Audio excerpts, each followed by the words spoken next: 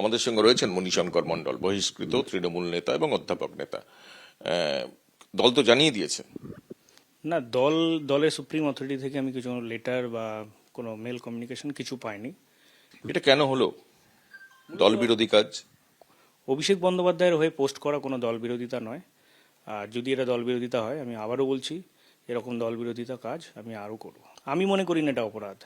আমি মনে করি মমতা বন্দ্যোপাধ্যায় তাকে সর্বভারতীয় সাধারণ সম্পাদক বানিয়েছেন। আমি যদি তার হয়ে প্রশংসা করি, তার স্তুতি করি, তাহলে সেটা মমতা বন্দ্যোপাধ্যায়ের সিদ্ধান্তকেই সমর্থন জানানো এবং মমতা বন্দ্যোপাধ্যায়ের সমর্থনকে প্রশংসা করা।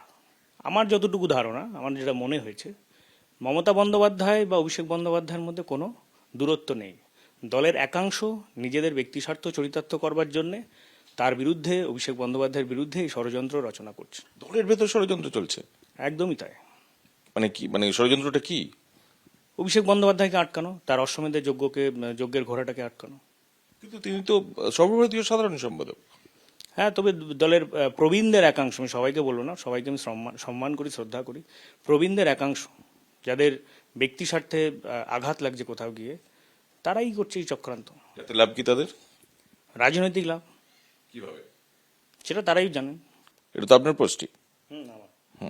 তাতে দেখা যাচ্ছে যে আমরা অভিষেক সেনা, আমাদের দমানো যাবে না।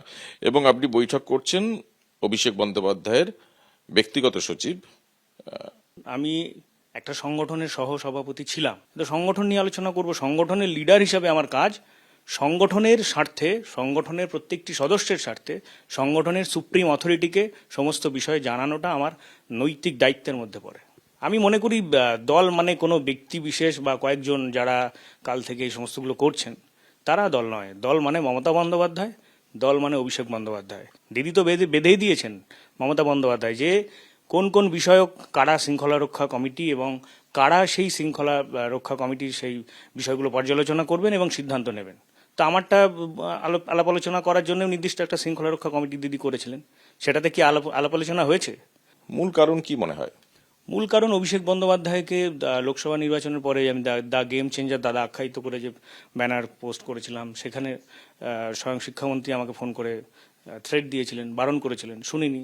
তারপরে আরজিকর ইস্যুতে যে এই সময় অভিষেক বন্দ্যোপাধ্যায়ের মতো নেতৃত্বকে সামনে নিয়ে এসে সরকারে সংযুক্ত করা হোক এবং তিনি মমতা বন্দ্যোপাধ্যায়ের সঙ্গে কাঁধে কাঁধ মিলিয়ে এই সার্বিক যে বিশৃঙ্খল বিরোধীরা যে চক্রান্ত বা পরিস্থিতি তৈরি করছেন সেটা মোকাবেলা করুক। তো এটাতে আমি কোথাও অপরাধ বলে মনে করি না। আর এইটা যাদের কাছে অপরাধ বলে মনে হচ্ছে, তার মানে তারা অভিষেক বন্দ্যোপাধ্যায়কে পছন্দ করেন না, তাই আমার বিরুদ্ধে ষড়যন্ত্র করছেন।